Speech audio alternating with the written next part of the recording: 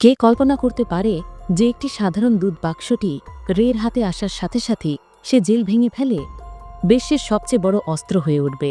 কিন্তু যেমন হিরে বাক্সটি ছেড়ে ফেলল এবং তার মধ্যে একটি নীল পাতলা চকচকে প্লাস্টিকের একটি চাদর বেরিয়ে এলো। সুযোগ পাওয়া মাত্রই সে চাদরটি জেল গেটের বাইরে ছড়ে ফেলে দেয়, সাবধানে পাসওয়ার্ড লকের ওপর। যখন গার্ড পাসওয়ার্ড টাইপ করে, যদি সে তা করত তাহলে তার আঙুলের ছাপ সেই চাদরে থাকত। এটা ছিল একটা পরিষ্কার স্প্ল্যাশ। রে এলিমিনেশন পদ্ধতি ব্যবহার করেছিলেন। শীঘ্রই সঠিক পাসওয়ার্ড ব্যবহার করুন। আমি মিশ্রণটি খুঁজে পেয়েছি, কিন্তু আসলটা চ্যালেঞ্জটা এখনও বাকি ছিল। গেটের বাইরে হাতটা কিভাবে এলো? এটা কি ডেলিভারি দেওয়া উচিত? রে টয়লেট পেপার চাই। জলে ভিজিয়ে ছোট ছোট বল তৈরি করুন, তাদের সাথে টুথপেস্ট যোগ করুন এবং একটি আঠালো মিশ্রণ তৈরি করুন। প্রস্তুত। তারপর এটি একটি বড় কাগজের উপর রাখুন। সেগুলো মুড়িয়ে সে তৈরি করল এক অনন্য স্টিকি অস্ত্রশস্ত্রে সজ্জিত। কিন্তু এইসব করার জন্য তাকে ক্যামেরা এড়িয়ে চলতে হয়েছিল। ট্রে ইতিমধ্যেই গার্ডের দৈনন্দিন রুটিন নিবিড়ভাবে অনুসরণ করছিল। যতবার রক্ষীরা তাকে দেখত, সে সেলে বন্দি থাকা অবস্থায় বাইরে ধূমপান করত। সে মদ্যপান করতে যেত এবং সময় কাটাত। পর্যবেক্ষণ কক্ষটি 7 মিনিটের জন্য খালি ছিল। এটাই ছিল রে সবচেয়ে বড় সুযোগ। জানতাম যে কারাগার থেকে পালানোর 3টি উপায় আছে। বিষয়গুলি গুরুত্বপূর্ণ। প্রথমত, গার্ডের রুটিন, সম্পূর্ণ তথ্য। দ্বিতীয়ত, কারাগারের কাঠামোর সঠিক বর্ণনা, অনুমান এবং তৃতীয়ত, বাইরের একজন বিশ্বস্ত অংশীদার। রে প্রথমে 2টি জিনিস বুঝতে পেরেছিলেন। তিনি কারাগারের কাছে একটি দুর্বল জায়গাও খুঁজে পেয়েছিলেন। কারাগারের কাছে অবস্থিত একটি অগ্নি নির্বাপন কেন্দ্র। কালো সেলটি দেয়ালের বিপরীতে ছিল। আমি গাড়ির অবস্থানও জানতাম। আমার মনে সবই সেট আপ ছিল। তারপর তিনি তার পরিকল্পনা বাস্তবায়ন করতে আনল। সে ইচ্ছাকৃতভাবে একটি নীল বন্দীকে আক্রমণ করে আহত করে। সে যা আশা করেছিল ঠিক তাই ঘটেছিল। রক্ষীদের শাস্তি হিসেবে তাকে ব্ল্যাক সেলে রাখা হয়েছিল। গার্ড খাবার দিতে এলো। রে গোপনে কাগজটা নিয়ে নিল। বুলেটটি ছোট্ট জানালা তালায় ঢুকিয়ে দাও। পাসওয়ার্ডটি কেবল আনলক করা হয়েছিল। এটি 4 অঙ্ক লম্বা ছিল, যা রে মুহূর্তের মধ্যে করে ফেলেছিলেন। আমি ব্ল্যাক সেল থেকে বের হওয়ার সাথে সাথেই সে মনিটরিং সিস্টেম হ্যাক করেছে এবং 1 মিনিট সময় নিয়েছে। পুরনো ফুটেজ চালালো যাতে রক্ষীরা কিছুই জানতে পারেনি। এরপর সে গুলি চালায়। স্টেশনের সাথে সংযুক্ত বায়ু চলাচল পাইপলাইন। গার্ড যখন সিগারেট খাচ্ছিল তখন আবিষ্কার হলো ব্যস্ত ছিল। রে সেই পাইপের মধ্য দিয়ে হামাগুড়ি দিয়ে গেল। হুয়া বেরিয়ে গেল। তার সঙ্গী প্রথমে বেরিয়ে এলো। সে ইতিমধ্যেই প্রস্তুত ছিল। সে একটি ছোট গাড়িতে করে যাচ্ছিল। বিস্ফোরণের ফলে ফায়ার অ্যালার্ম বেজে ওঠে। রক্ষীরা সিসিটিভি ফুটেজ পরীক্ষা করে, কিন্তু সবকিছু স্বাভাবিক দেখাচ্ছিল। এদিকে রে ফায়ার স্টেশনে প্রবেশ করেছিল। দ্রুত একজন অগ্নি নির্বাপক কর্মীর ইউনিফর্ম চুরি করে এবং আগুন নেভানোর গাড়ির নিচে লুকিয়ে থাকা। আতঙ্কের এই সুযোগ নিয়ে তিনি ট্রাকটি নিয়ে ঘটনাস্থলে পৌঁছে যান। এসে পৌঁছেছে এবং সেখান থেকে তার বন্ধুর গাড়িতে সে পরিষ্কারভাবে পালাতে সক্ষম হয়েছিল। এটি ছিল রের 14তম কারাদণ্ড বিরতি, যেখানে প্রকাশ পায় যে সে কোনো সাধারণ অপরাধী ছিল না। তার আসল কাজ ছিল কারাগারের নিরাপত্তা ব্যবস্থা পরীক্ষা করা। সে আসলে একটি নিরাপত্তা সংস্থায় কাজ করত। সে ছিল মালিক, যার ফলে সে একজন ভুয়া বন্দির ভূমিকায় নিজেকে জড়িয়ে ধরে। কারাগারে প্রবেশ করা এবং তার সামর্থ্যের বাইরে যাওয়া। সে বাইরে এসে প্রমাণ করত যে জেল হ্যাক নিরাপত্তা ব্যবস্থার উন্নতি প্রয়োজন, নাকি না। সে এত কারাগার থেকে পালিয়েছিল যে লোকেরা বলতে শুরু করেছিল যে এই লোকটি কোনো জেলে যেতে পারে না, সে পালাতে পারে। একদিন সিআইএ তার কাছে এসে বলল যে তার খুব শক্ত হয়ে গেছে এবং তাকে এমন এক গোপন কারাগারে যেতে হবে যার নাম বা কাউকে অবস্থানটি বলার কোনো আদেশ ছিল না। এই অভিযানটি খুবই বিপজ্জনক ছিল। তথাপি রে সম্মতি ধারণ করেন, কারণ তাকে লক্ষ লক্ষ টাকা দেওয়া হয়েছিল হিট করার যোগ্য। কে জানত টাকা আসল আমি একজন মানুষকে যে কোনো কিছু করতে বাধ্য করতে পারি। সে রেকে একটি নতুন পরিচয় এবং একটি গোপন এক্সিট কোড দিয়েছিল যা সে ব্যবহার করতে পারত। যদি কিছু ভুল হয়ে যেত তাহলে সে পালানোর জন্য এটা করতে পারত। যাবার আগে সে এখানে একটি দেহ পুঁতে রেখেছিল। একটি ট্র্যাকিং ডিভাইসও ইনস্টল করা হয়েছিল। শীঘ্রই সেই দিনটি এলো যখন তাকে ইচ্ছাকৃতভাবে গ্রেফতার করা হয়েছিল। কিন্তু হঠাৎ করে কিছু লোক তাকে অপহরণ করে এবং তাকে বৈদ্যুতিক শক দেয়। কিছু বোঝার আগেই সে তার হাত থেকে ট্র্যাকিং ডিভাইসটি সরিয়ে ফেলে এবং সে অজ্ঞান হয়ে যায়। যখন সে চোখ খোলে, সে নিজেকে এক অদ্ভুত কারাগারে আবিষ্কার করে, যেখানে প্রতিটি ঘর কাচের তৈরি এবং সেখানে সর্বত্র ক্যামেরা ছিল। সব বন্দী তার চারপাশে ছিল। 24 ঘন্টা তাকে তত্ত্বাবধানেও রাখা হতো। এই কারাগারটি সম্পূর্ণভাবে বাতাসে ঝুলেছিল। এটি এমনভাবে তৈরি করা হয়েছিল যাতে যে কোনো বন্দী মাটি খুঁড়ে এবং সে পালানোর কথাও ভাবতে পারত না। এটা দেখে রে আমি তৎক্ষণাৎ বুঝতে পারলাম এটা একটা বাজে পরিস্থিতি। আমি আটকে পড়েছি, যত তাড়াতাড়ি সম্ভব সেখান থেকে বেরিয়ে আসো। পালানোর জন্য সে একটি গোপন আদালত খোলে। সে বলল, কিন্তু জেলার একজন বিকৃত মনের মানুষ ছিল। সে একই বামের একজন মানুষ বলে প্রমাণিত হলো। সে কোনো কথা না শুনেই রেকে আবারও বন্ধ করে দেওয়া হয়েছিল। এখন এই গোপন রহস্য উন্মোচিত হলো। মনে হচ্ছে জেলার এমন একজন মানুষের সাথে সম্পর্কে জড়িয়ে পড়েছে যে রে শত্রু ছিল। কিছুক্ষণ পর সে এখানকার রক্ষীরা সম্পূর্ণরূপে সশস্ত্র দেখল এবং তারা মুখে কালো পোশাক পরে ঘুরে বেড়াত এবং রক্ষীদের দেখাশোনা করা বন্দীদের তুলনায় সংখ্যাটিরও অনেক বেশি ছিল, কারণ যখনই তাদের ইচ্ছা হবে তারা যে কারো সাথেই এটা করতে পারত। বন্দীদের মারধর শুরু করে দিত। নির্যাতনের জন্য একটি ভয়ঙ্কর ঘর তৈরি করা হয়েছিল। আমি সেখানে গেলাম এবং ভেতরে ঢোকার সাথে সাথে উজ্জ্বল আলোয় চমকে উঠলাম, চোখ ধাঁধিয়ে যেত। এছাড়াও ওখানকার তাপমাত্রাও খুব বেশি ছিল, কিন্তু তবুও রের মতো যন্ত্রণা সহ্য করা। সে পুরো ঘরটি তল্লাশি শুরু করল। তারপর পরিদর্শন করার সময় তার চোখ মেঝেতে পড়ল। স্টিলের প্লেটের সাথে লাগানো একটি প্রেনেকের উপর পড়ে গেল। মুহূর্তে তার মাথায় একটি বুদ্ধি এলো। বের হওয়ার পর সে পরিকল্পনা করতে লাগলো। হয়ে গেল, এখন জেল থেকে বেরোতে হবে। তার কাউকে খুব দরকার ছিল। যত তাড়াতাড়ি সে যখন তার ছাপ ফেলতে শুরু করল, তখন নাম টাইসন তার কাছে তার সাথে বন্ধুত্ব করতে এসেছিল। তার চোখে এক অন্যরকম ঝলক ছিল। সে সরাসরি জিজ্ঞেস করল, তুমি কি চাও? রের কাছেও কিছু ছিল না।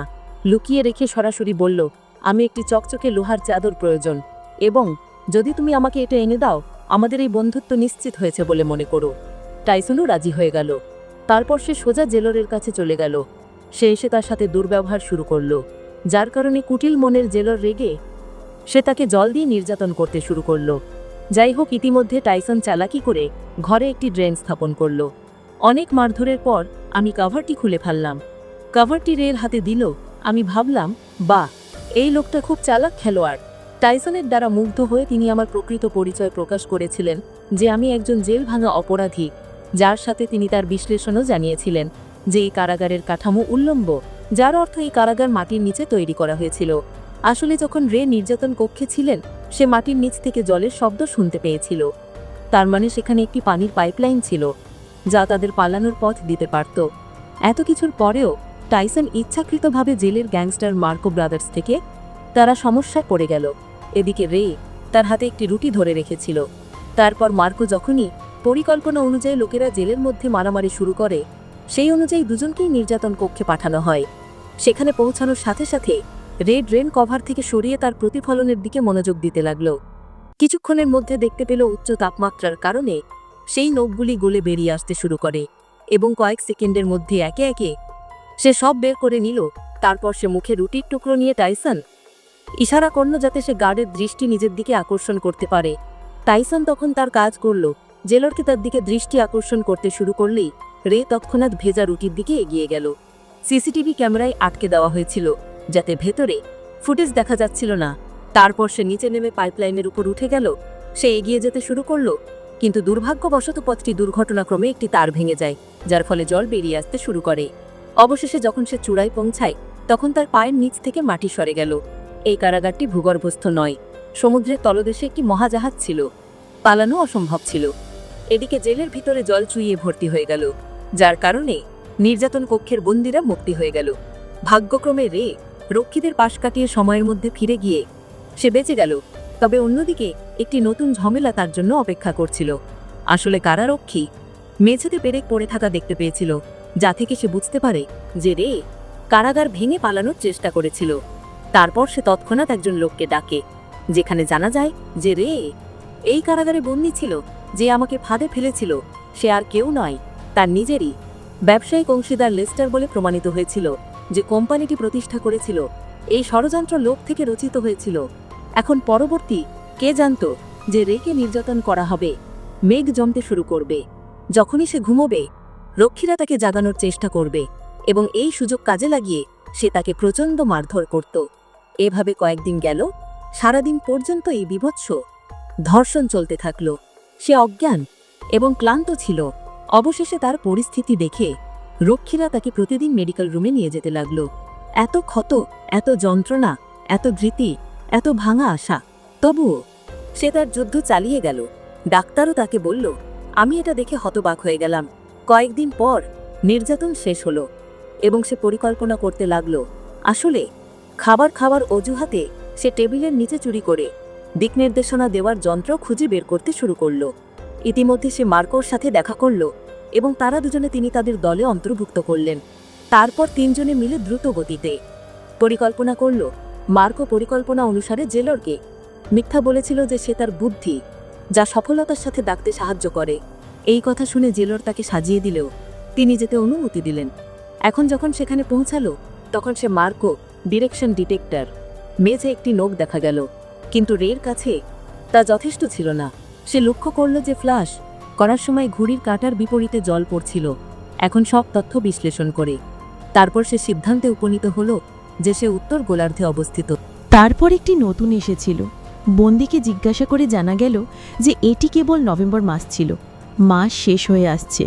এরপর রে তার শরীরে তাপমাত্রার উপর ভিত্তি করে অনুমান, আমার মনে হয়েছিল যে সেখানকার তাপমাত্রা অবশ্যই মরক্কোর উপকূলের চেয়ে বেশি।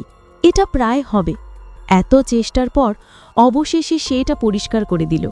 আমি জায়গাটা খুঁজে পেয়েছি। তবে স্থান জানা সত্ত্বেও তারা সেখান থেকে চলে গেল। সে কিভাবে বের হতে পারে? তারপর টাইসন বলল, যদি আমরা আমার বাইরে কোনোভাবে থাকি, যদি তুমি পুরুষদের কাছে একটি বার্তা পাঠাতে পারো, তাহলে আমাদের এখানে যেতে হবে। এমনকি কারোর বাবাও তাকে চলে যাওয়া থেকে বিরত রাখতে পারবে না। রে অনুভব করলেন যে এই কারাগারের ডাক্তার হয়তো তাকে সাহায্য করতে পারবেন। এরপর সে একটা পরিকল্পনা করল, যা টাইসনের মতে সে ইচ্ছাকৃতভাবে রেকে আক্রমণ করেছিল, যাতে সে ডাক্তারের কাছে যেতে পারে। রে বেশ কয়েকদিন ধরে অসুস্থ থাকার ভান করেছিল আর প্রতিদিন ডাক্তারের কাছে যেতে শুরু করল। ডাক্তারও রের যন্ত্রণা সহ্য করতে পারছেন না এবং সে তাকে সাহায্য করতে রাজি হলো। এখন এখানে প্রকাশ পেয়েছে যে আসলে ডাক্তারও এখানে যাবজ্জীবন কারাদণ্ড ভোগ করছেন। তাই সে রেকে তার পরিবার থেকে আলাদা করে দিল। সে তার সাথে দেখা করার প্রতিশ্রুতি দিয়েছিল। এরপর সে রেকে গোপনে মেসেজ পাঠায়। লোক পাঠানো হয়েছিল। সমস্ত প্রস্তুতি সম্পন্ন ছিল। তারপর রাতে জেলার দেখলেন যে সে স্ক্রিনে কিছু একটা ট্যাপ করছে। এটা আসলে মর্স কোড, একটা কোড ছিল। এবং যখন জেলার সেটা ডিকোড করলেন, লেখা ছিল যে আগামীকাল সকালে সি ব্লকে দাঙ্গা হয়েছে। এটা দেখে জেলার ঘামতে শুরু করলেন। সে তৎক্ষণাৎ 3 জনকে সি ব্লকে রেখে আসতে শুরু করে। নিরাপত্তা বাড়ানো হয়েছে। এখন কে তাকে বলবে? ওটা ছিল রের মাস্টার স্ট্রোক। দাঙ্গা তার নিজের ব্লকেই হতে চলেছে আর মাত্র 2 জন রক্ষী বাকি ছিল। এখন পরের দিন ভোরে 2টি দলের মধ্যে সংঘর্ষ হয়। এই গোলমালের সুযোগ নিয়ে রে, টাইসন এবং মার্কো পালিয়ে যায়। তারপর রে ক্যামেরার সামনে দৌড়ে আসে। সে এসে জেলারকে জ্বালাতন করে। জেলার সব দরজা বন্ধ করে দিয়েছে। 3টি পাইপলাইনই কারাগারের ছাদের দিকে নিয়ে গিয়েছিল। পাশ দিয়ে উঠে যাও।